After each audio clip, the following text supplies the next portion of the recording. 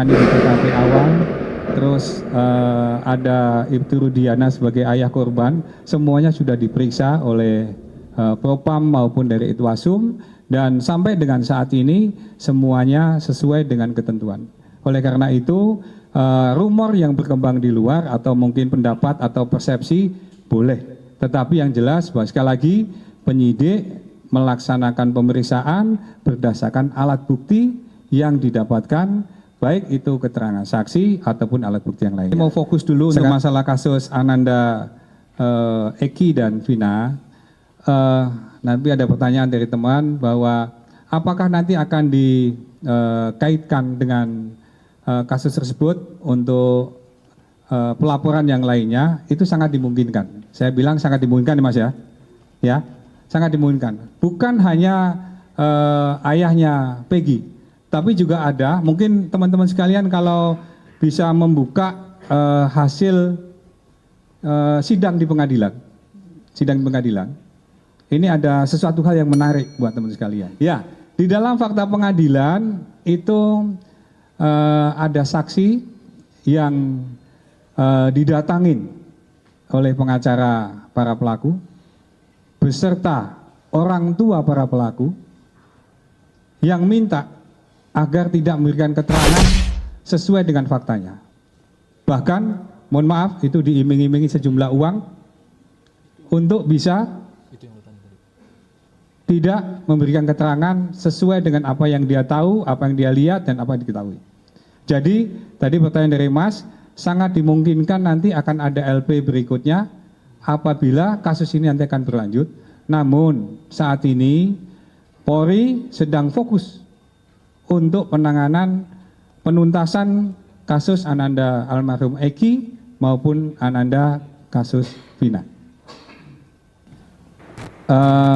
Tadi saya sampaikan tugasnya pengacara atau lawyer itu adalah bagaimana caranya untuk bisa membela kliennya dia. Minimal bisa meringankan, syukur-syukur bisa membebaskan. Kalau memang dirasa perlu untuk gelar, tentu saja kita akan melaksanakan gelar. Namun sampai dengan saat ini, berkasnya sudah cukup dan sudah tadi kami sampaikan di awal bahwa besok pagi insya Allah akan kita limpahkan kejaksaan. Mau nanti dimonitor dan mau nanti diikuti oleh teman sekalian supaya kita juga bisa menjaga, mengawal kasus ini supaya tidak ada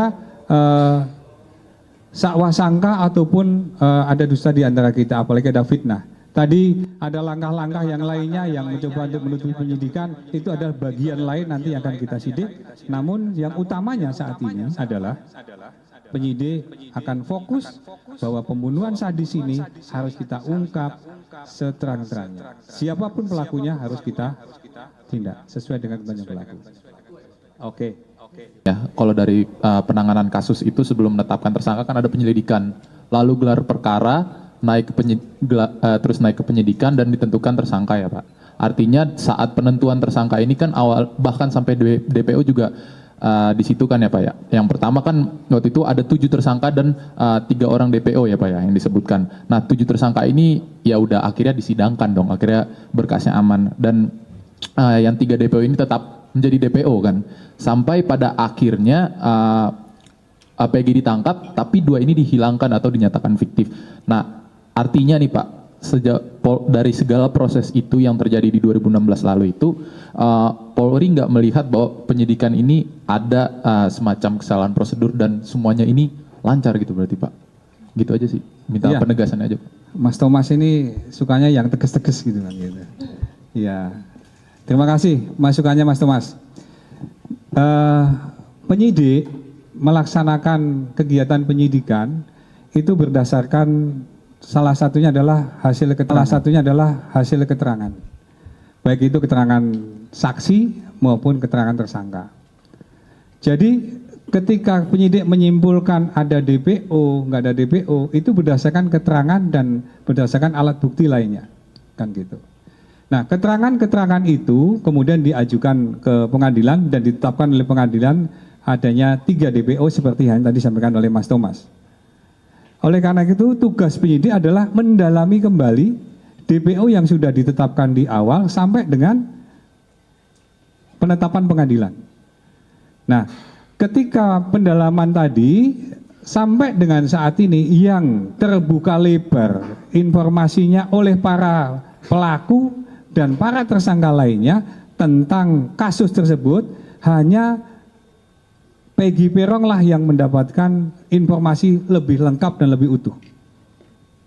Jadi kalau seandainya tadi para pelaku tadi boleh ngomong, boleh juga diem, boleh juga mencabut laporannya sesuai dengan ketentuan undang-undang yang diizinkan ke sana.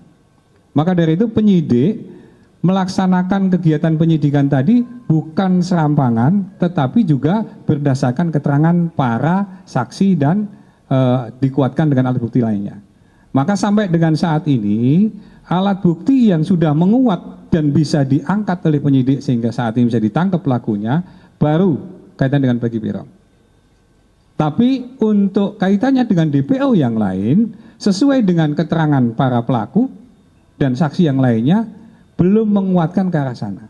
Ini jadi bukan berarti karena penyidik menetapkan DPO secara serampangan, tidak. Disebut ketika di awal, ketika di akhir nggak disebut, itu juga menjadi hak dari para tersangka. Bahkan ada beberapa pelaku atau tersangka yang mencabut laporan, itu juga hak dari para tersangka. Namun bisa nanti dijadikan pedoman buat kita semua. Kalau memang nawaitunya baik, kenapa harus cabut laporan? Satu. Yang kedua, mencabut laporan tadi itu juga bisa menjadi bagian dari menghalang-halangi proses penyidikan.